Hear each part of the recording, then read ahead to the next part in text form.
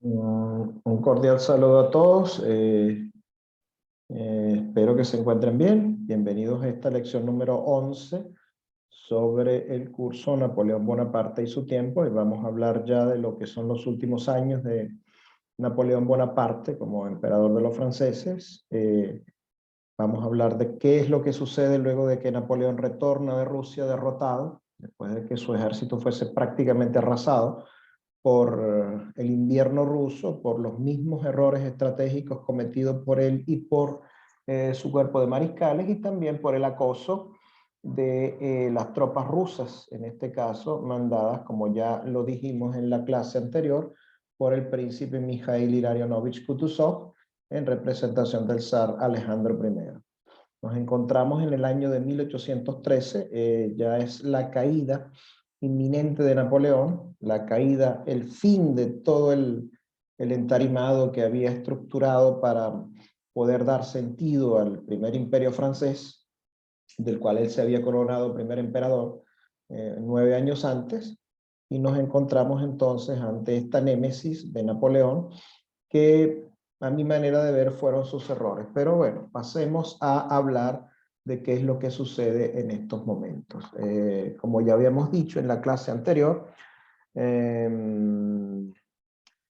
Napoleón retorna a París prácticamente escapando, dejando a su ejército en manos de Murat, prácticamente abandonado a su suerte después de la retirada, de la desastrosa retirada del río Beresina, de la batalla del río Beresina, en la cual el ejército ruso, mientras los efectivos franceses o los efectivos de la Gran Armada de Napoleón cruzaban el helado río, el ejército ruso con la artillería disparó una serie de cañonazos que prácticamente destrozaban el hielo y hacían que los soldados se hundiesen completamente en él, causando prácticamente un genocidio. En la clase anterior dije que aproximadamente 60 o 70 mil tropas dejaron su vida eh, en esta batalla, si es que esto se puede llamar batalla, creo que fue, como lo dije, un genocidio, y forma parte quizás de todos esos episodios dramáticos que formaron parte de la terrible campaña de Napoleón en Rusia, incluso la victoria de Borodino, de la batalla del Moscova. Fue una victoria pírrica por la gran cantidad de efectivos que perdió en ella.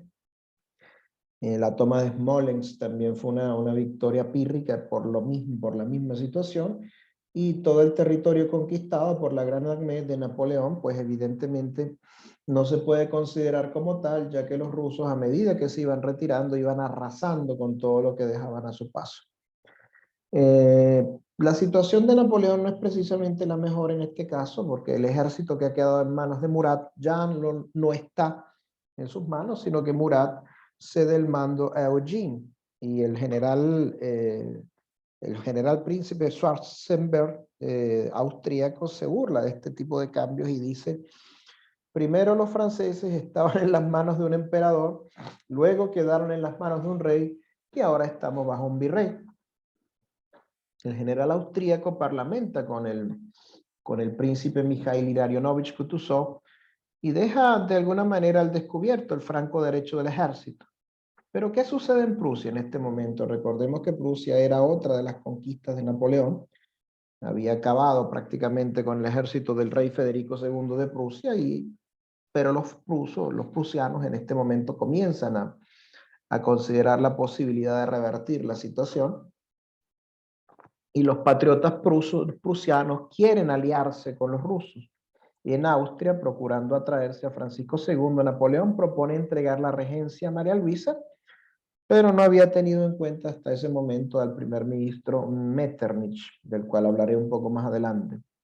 En cuanto a los ingleses, el emperador sabe que no habrá paz mientras no abandone Bélgica, pero también sabe que un pacto deshonroso puede poner en peligro completamente a Francia.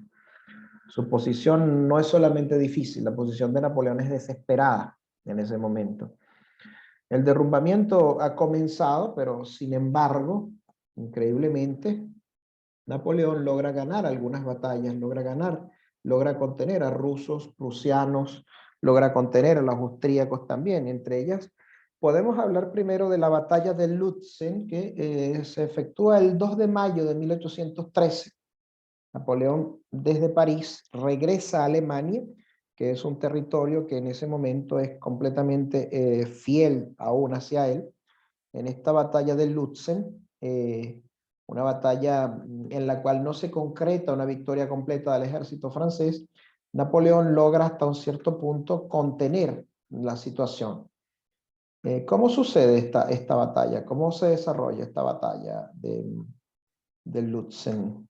¿Qué es lo que sucede entre la noche del 1 de mayo y el 2 de mayo de 1813? Napoleón colocó su base en Lutzen. El mariscal Ney estaba situado en el centro, ocupaba la aldea de Caya, muy cercana a la localidad de Lutzen, y el lado izquierdo se apoyaba en el río Elster, y la Guardia Joven y la Guardia Vieja formaban a la derecha y a la izquierda, rodeando completamente a Napoleón. En la mañana del 2 de mayo se presenta el ejército prusiano, el ejército ruso-prusiano, por así decirlo, y se coloca a la vista del ejército francés. El ataque principal se da en el centro de las formaciones francesas.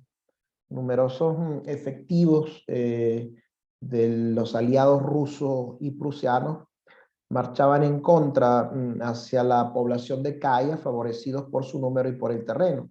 Había también muchísima caballería. La aldea de Caya fue tomada y recuperada varias veces en un toma y dame entre estos dos ejércitos, y al final terminó en manos del general Gerard, el cual, aunque herido por varios disparos, en una muestra de heroísmo increíble, no quiso abandonar el campo de batalla.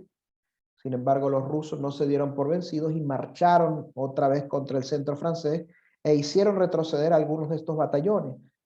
La aldea de Caya volvió a pasar a manos de los coligados, de los rusos y prusianos, pero Napoleón hizo acto de presencia, y estos mismos batallones que habían debido retroceder ante la presencia del emperador, pues recobraron ánimo, recobraron ímpetu y volvieron a combatir.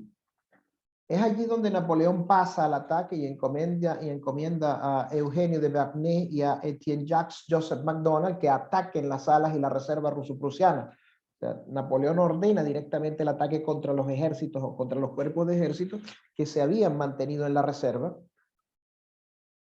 y ordena al general Berthoin que sus tropas ocupen el frente de batalla. Y manda asimismo Napoleón que la Guardia Joven, al mando del mariscal Moctier, ataque la población de Caya, y por último ordena al general Drouot que coloque una batería de nada más y nada menos 80 cañones delante de la Guardia Vieja y cerca de la caballería para sostener a toda costa el centro.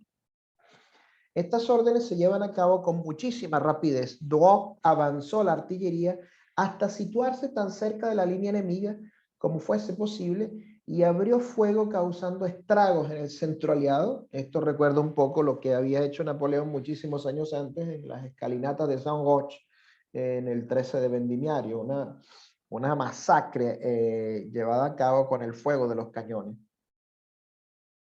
Este fuego cercano de 80 cañones vomitando fuego de estas baterías emplazadas tan cerca del centro de los cuerpos de ejército ruso-prusianos prácticamente causó enormes bajas e hizo desaparecer filas enteras, como era de esperarse, de soldados. Mientras tanto, la situación de la Guardia Joven, tras rebasar a la artillería por la izquierda, ataca directamente al centro aliado. Cuando llegaron a la posición aliada, los cuerpos de ejército, los cuerpos enemigos, estaban tan amontonados que los rusos y prusianos, que los oficiales estaban en una situación tan apiñada, tan hacinados en el poco espacio, que los caballos no pisaban prácticamente el suelo. Imagínense ustedes hasta qué punto se encontraban hacinados en un espacio tan reducido y prácticamente rodeados por los cuerpos de ejército franceses que los atacaban sin cesar. Mientras la guardia continuaba su avance, las fuerzas ruso-prusianas huyeron, dejando el campo prácticamente a merced de los franceses. Moctier recuperó la aldea de Caya sin disparar prácticamente un solo tiro, y el general Berthoin llegó a tiempo para completar la victoria.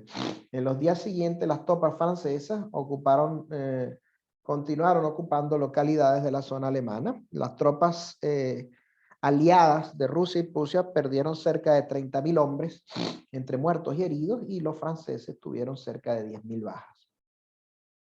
Evidentemente, esta situación continuó el día 21 de mayo de 1813 con otra buena victoria de Napoleón, si bien no fue una victoria completamente fuerte, la de la batalla de Bautzen. Esta batalla, que tuvo lugar entre el 20 y el 21 de mayo de 1813, volvió a enfrentar a las fuerzas napoleónicas contra una especie de combinación entre el ejército ruso y el ejército prusiano. Ellos se encontraban, los rusos y prusianos se encontraban en plena retirada tras la derrota que habrían sufrido en la batalla de Lutzen, y finalmente los generales Wittgenstein y Blücher ordenaron detenerse en Bautzen a la espera de recibir al zar Alejandro I en persona y al rey Federico Guillermo III de Prusia. Este ejército contaba con una fuerza de aproximadamente 100.000 hombres, y Napoleón pues disponía de 115 o 120.000 hombres. Además se esperaba que llegaran los refuerzos del mariscal Ney, quien se encontraba un día de camino y poseía una fuerza de 85.000 hombres. Wittgenstein formó dos líneas defensivas con fortificaciones en las aldeas y en los puntos elevados, cerca de la localidad de Bautzen. Napoleón, por su parte, tenía el plan de inmovilizar al ejército enemigo en sus líneas para luego atraparlo con las tropas de Ney que se encontraban en marcha hacia la localidad. Él, sin embargo, estaba convencido de que el ejército ruso-prusiano tenía más soldados de los que realmente disponía, por lo que decidió que no podría cerrar la trampa hasta haberlo debilitado completamente. Tras horas de intensos y fieros combates, los franceses impusieron su mayor fuerza sobre las primeras líneas defensivas y alcanzaron la villa de Bautzen, mientras el ejército ruso-prusiano parecía en teoría estar atrapado. Por la noche los franceses estaban completamente listos para cortar las líneas de retirada enemiga, y el mariscal Ney se mostró entonces confuso y se posicionó en forma incorrecta con sus tropas, y esto permitió al combinado de ejércitos rusos y prusianos escapar de la trampa que brillantemente les había tendido el emperador Napoleón. La lucha, sin embargo, continuó durante el resto del día y fue muy fuerte, y tras muchas horas el ataque francés, de muchísimo éxito al principio, comenzó a perder intensidad, y de nuevo una distracción del mariscal Ney, que decidió tomar la cercana aldea de Breititz, causó la pérdida de la estratégica posición que ya prácticamente tenía encerrada en una especie de bolsa a las fuerzas enemigas. Los rusos prusianos estaban siendo empujados hacia atrás, y cuando se envió a la Guardia Imperial iniciaron una retirada total. Y en ese momento, pues las fuerzas de Ney, que estaban lejos, en la aldea ya antes mencionada de Breititz, no pudieron cortarles la retirada y escaparon de una matanza total que Napoleón las había concebido. Prácticamente se había alcanzado la victoria, pero no se cumple completamente el objetivo que Napoleón había trazado de cerrarlos en una bolsa y masacrarlos completamente, de acabarlos completamente, debido a la distracción y a la confusión surgida en la mente, a mi manera de ver, del mariscal Ney, que decidió hacer simplemente cosas por su cuenta sin seguir las órdenes de su superior.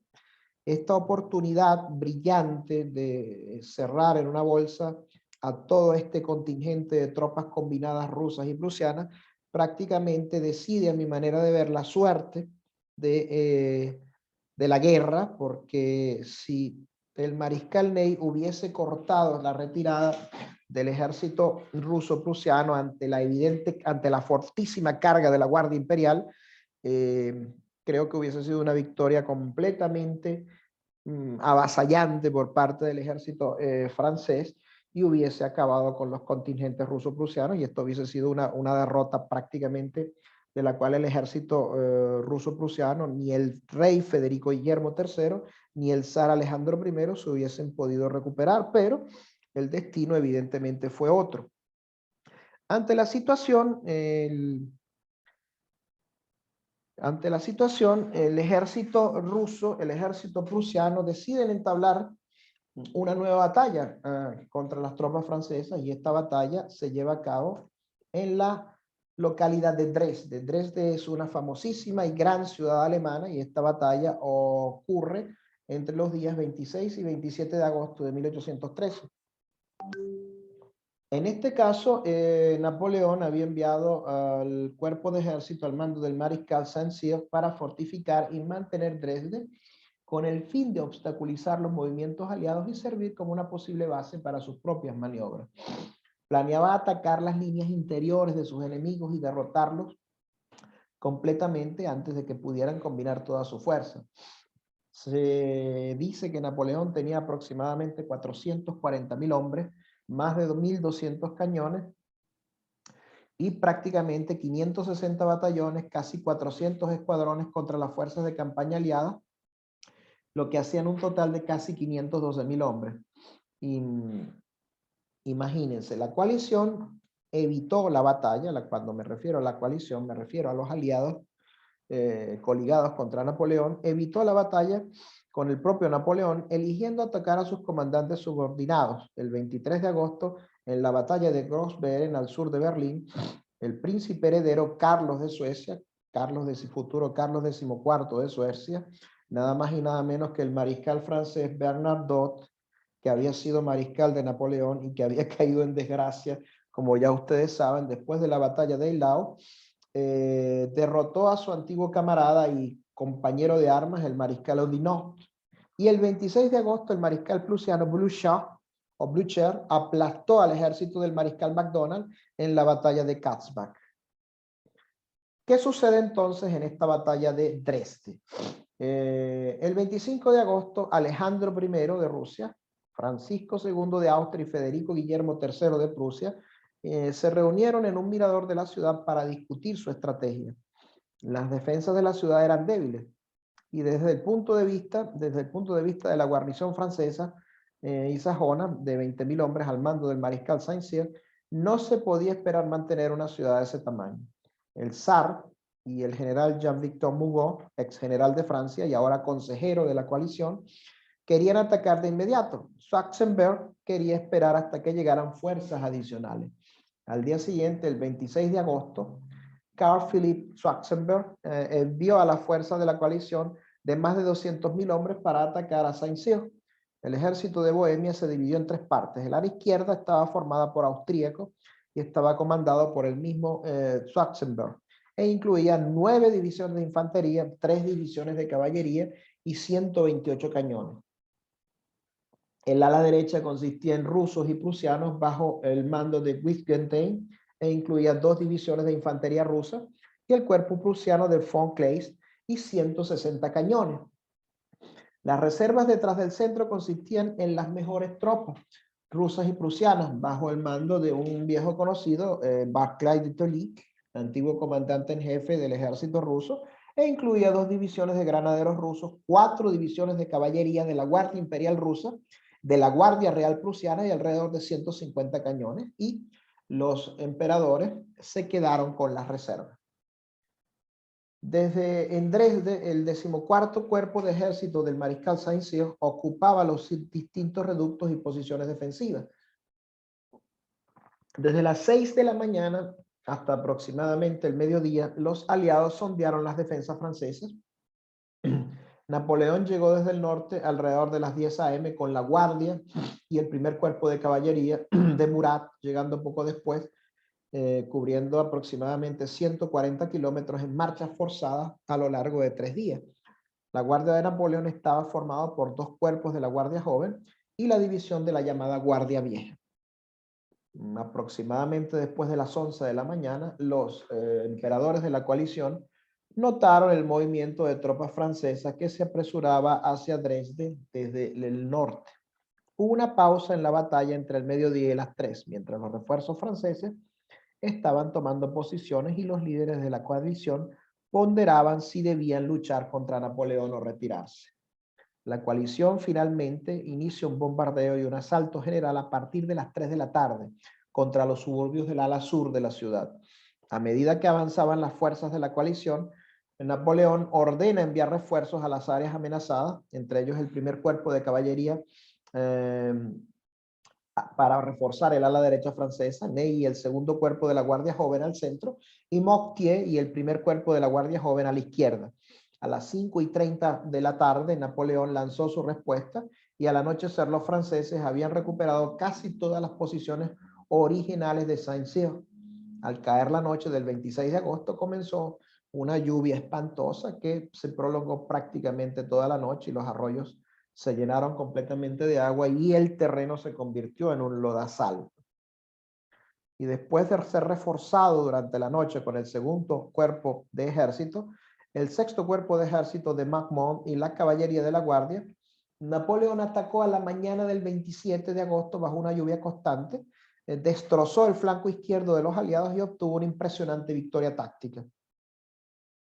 El río Weißeritz, completamente crecida, cortó una gran parte del ala izquierda del ejército aliado, comandado por Johann von Klenau e Ignaz Julliot, del cuerpo principal del ejército de la coalición, lo que lo aisló completamente del centro de este. El mariscal Murat se aprovechó de este aislamiento y infligió grandes pérdidas a los austríacos. Un participante, un soldado francés observó la situación y narró: Murat se separó del cuerpo de Klenau del ejército austríaco, arrojándose sobre él a la cabeza de los mosqueteros y coraceros. Casi todos sus batallones se vieron obligados a deponer las armas y otras 2 divisiones de infantería compartieron su destino.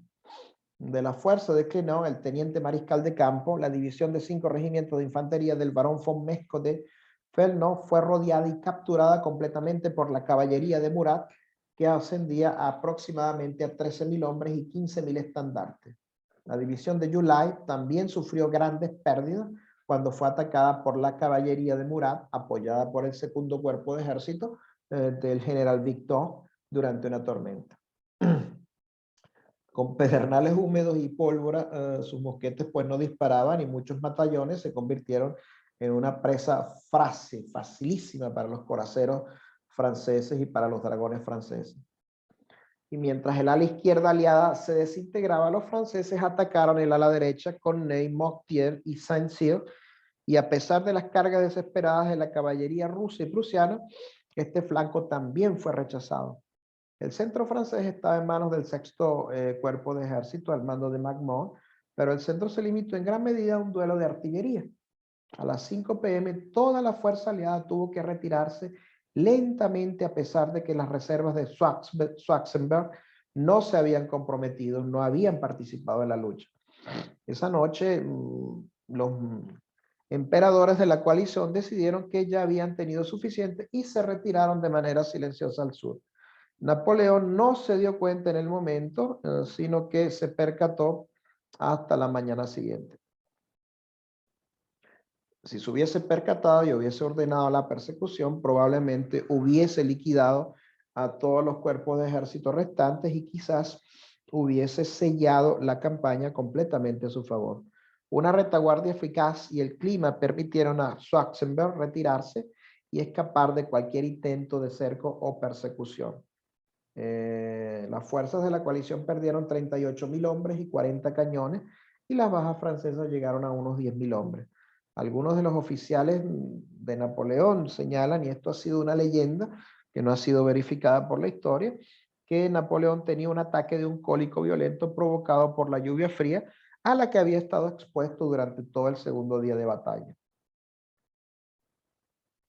Esto prácticamente el hecho de que se pudiese retirar este cuerpo de ejército del general Schwarzenberg prácticamente decidirá la suerte, a pesar de estas 3 victorias de Napoleón, decidirá la suerte del imperio en lo que será la batalla de Leipzig, que ocurrirá un par de meses más tarde, entre los días 16 y 19 de octubre de 1814. Esta batalla de Leipzig es conocida también como la Batalla de las Naciones, y algunos la consideran la batalla más grande de la historia de las guerras napoleónicas. Algunos la consideran una batalla superior por el número de efectivos participantes a las batallas de Waterloo, Borodino o Austerlitz. Y es quizás la batalla más importante junto a Waterloo de las que perdió Napoleón. Y ¿Cuántos efectivos participaron en estas batallas? Después de las victorias de Lutzen y Bautzen y de la batalla de Dresde, estas victorias lo llevaron al Imperio francés a un pequeño armisticio no muy duradero con las fuerzas coligadas de Rusia, Prusia y Austria. Las fuerzas de la coalición, mandadas por el general Gerhard Laberet von Blücher, el príncipe Carlos XIV de Suecia, como ya dije, antiguo mariscal Jean-Baptiste Bernadotte, ex mariscal de campo de Napoleón, y Carlos Felipe de Schwarzenberg, el general austríaco o príncipe de Schwarzenberg. Ellos siguieron la estrategia trazada de evitar choques con Napoleón, buscando no tener un encuentro completo con él, pero fueron derrotados en la ya narrada batalla de Dresde. En esta batalla, los franceses contaban en la batalla de Dresde con aproximadamente 190.000 soldados. En la batalla de Leipzig, perdón, contaban con 190, algunos dicen, algunas fuentes hablan de 200.000 soldados. Y se dice que los aliados tenían aproximadamente 330 o 340.000 efectivos, así como una gran cantidad de artillería. Se habla de que en esta batalla hubo aproximadamente por ambas partes cerca de 2.500 cañones. La batalla se inició el día 16 de octubre con un ataque de 78.000 soldados aliados desde el sur y 54.000 por el norte, mientras Napoleón concentraba el grueso de su ejército en el sur. Esta primera ofensiva aliada no tuvo ningún tipo de éxito y ellos se tuvieron que retirar de nuevo, pero las fuerzas de Napoleón quedaron rebasadas y no podían, bajo ningún concepto, romper las líneas enemigas. Y esto dio lugar a una lucha, a un estancamiento, a una durísima lucha en un terreno en el que se encontraban estancadas las tropas napoleónicas. Al día siguiente, el 17, los contendientes libraron escaramuzas mientras esperaban que llegaran los refuerzos y se estaban reorganizando. Los franceses recibieron aproximadamente 14.000 hombres, mientras que los aliados recibieron 150.000 hombres. Y esto incrementó de una manera prácticamente decisiva la capacidad ofensiva de las fuerzas aliadas. El 18 de octubre los aliados lanzaron un gran asalto prácticamente por todos los frentes y en aproximadamente 9 o 10 horas de lucha, en las que ambos contingentes sufrieron pérdidas numerosísimas, y solo la valentía y el arrojo de las tropas francesas evitó la ruptura de sus líneas. Sin embargo, la intensidad de los ataques hicieron que, si bien las líneas no se rompiesen, fuesen lentamente empujados hacia la zona de la ciudad de Leipzig. Y Napoleón, ante esta situación, a pesar de que sus líneas no estaban rotas, dio la batalla prácticamente por perdida, y en la noche del 18 al 19 de octubre comenzó a retirar la mayor parte de su ejército a través de un cruce del río Elster. Esta retirada se desarrolló completamente en orden hasta la entrada de la tarde, cuando el único puente fue destruido por error, haciendo que la retaguardia francesa fuese capturada por los aliados mientras estos hombres intentaban cruzar el río a nado. No hay un número preciso de bajas, no hay un número muy preciso, como ya digo, de bajas establecidas para ambos contingentes. Se estima que hubo entre 80 y 110.000 muertos o heridos entre ambos contendientes, y tomando un cálculo aproximado, se dice que la coalición pudo haber perdido 55.000 hombres y los franceses 40.000, con alrededor de 30.000 efectivos franceses prisioneros. Y entre las bajas más importantes se encontraba el mariscal francés Joseph Anthony Poniatowski, que había recibido el bastón de mando de mariscal el día anterior. La batalla terminó con la presencia del primer imperio francés prácticamente en la margen este del Rin, y añadió algunos estados de los principados alemanes, de la famosa Confederación del Rin, que anteriormente había sido completamente fiel a Napoleón, a la coalición. Esta batalla se considera, o muchos expertos la consideran, la peor derrota de Napoleón. Después de esta batalla, Europa entera se lanzó contra Napoleón prácticamente. 600.000 rusos, austríacos, alemanes e ingleses invadieron Francia prácticamente por todos lados. Nunca Napoleón había hecho tanto alarde de su sabiduría estratégica, ya que en esta campaña defensiva algunos consideran que llevó a cabo la mejor campaña, una campaña relámpago como la de Italia, muy parecida a la primera campaña de Italia. Y aquí Napoleón decía que solo el general Bonaparte podía salvar al emperador Napoleón. Y él está a la altura de sus responsabilidades y de su genio. Lo que pasa es que ya no queda prácticamente nadie dispuesto a ayudarle o a servirle. Los mariscales piensan en su porvenir, piensan en su seguridad y tratan de situarse.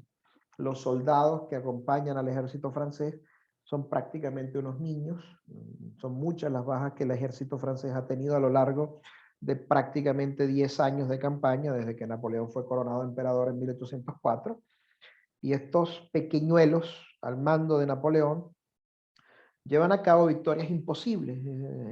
Napoleón prácticamente está en todas partes, vence a los austríacos, hostiga a los prusianos y libra batallas brillantes en Montmirail y Champaubert. Batallas muy parecidas a las de Arcole y Austerlitz, evidentemente no con la brillantez y con la cantidad de efectivos de Austerlitz, pero en última instancia, como él mismo había dicho, la victoria corresponde a los grandes batallones. Y el círculo de invasores se cierra alrededor del héroe y sus soldados. París es el corazón de Francia y en marzo de 1814 Napoleón aún soñaba con realizar algunas brillantes maniobras en la Alsacia y en la Lorena contra la retaguardia del enemigo, pero se enteró de que Blücher y Schwarzenberg estaban prácticamente a las puertas de París y esto había hecho que su hermano José Bonaparte capitulase. ¿Qué dijo Napoleón al enterarse de esto? ¡Qué cobardía! Si hubiese llegado 4 horas antes, se habría salvado todo. Después, en un estado de furia total, añadió, donde no estoy yo, no se cometen más que disparates. Le dijo esto a Kalashnikov, quien fue a ver qué se podía esperar. Kalashnikov se entrevistó con el zar, con el rey de Prusia, con Schwarzenberg, y los tres dijeron que querían la paz, pero sin Napoleón. El zar Alejandro I ofreció todo lo necesario desde el punto de vista económico, pero estableció una condición. Napoleón no tendría que quedarse ni en Francia ni en Italia. ¿Y para dónde iba a ir? Kalashnikov sugirió Córcega, Cerdeña o la isla griega de Corfú. Pero el zar Alejandro mencionó la isla de Elba. Kalashnikov convirtió el ofrecimiento en un compromiso en caso de que el emperador abdicara. María Luisa, esposa de Napoleón, la emperatriz y el rey de Roma, ya habían salido de París. Mientras tanto, Napoleón había encontrado libre el camino hacia la zona de Fontainebleau y se había ubicado allí esperando los acontecimientos. Una delegación de mariscales presidida por Ney fue a pedirle que abdicase. Pensaban que era la única salida para Francia, la abdicación de Napoleón, y que incluso era hasta pensable y consideraban que era la mejor situación un retorno de los Borbones a la corona de Francia. Tras estos acontecimientos, ¿qué es lo que se decía? Luis XVIII será bien visto por los reyes de Europa y Napoleón les dirigió una última arenga. Combatiremos, les dijo. Ante el silencio glacial que guardó la delegación, se dice, y esto gracias a Kalashnikov, quien lo ha escrito en sus memorias, Napoleón intentó suicidarse, pero le falló el veneno y tuvo que resignarse. ¿Qué iba a pasar con la regencia? ¿Qué pasaría con el rey de Roma? Napoleón sabía que pensar en esto era una cosa prácticamente utópica.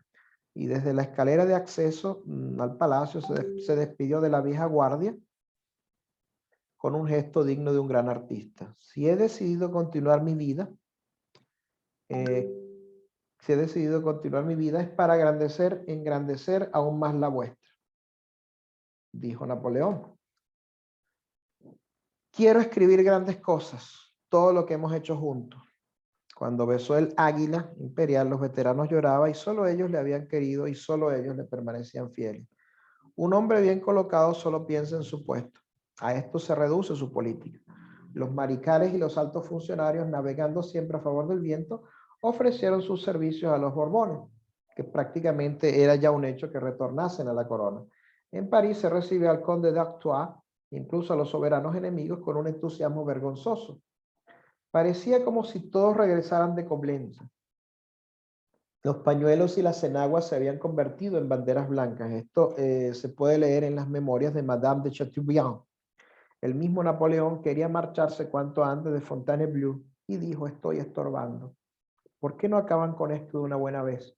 Confiaba en que María Luisa se quedaría en Parma e iría con frecuencia a Elba a visitarlo.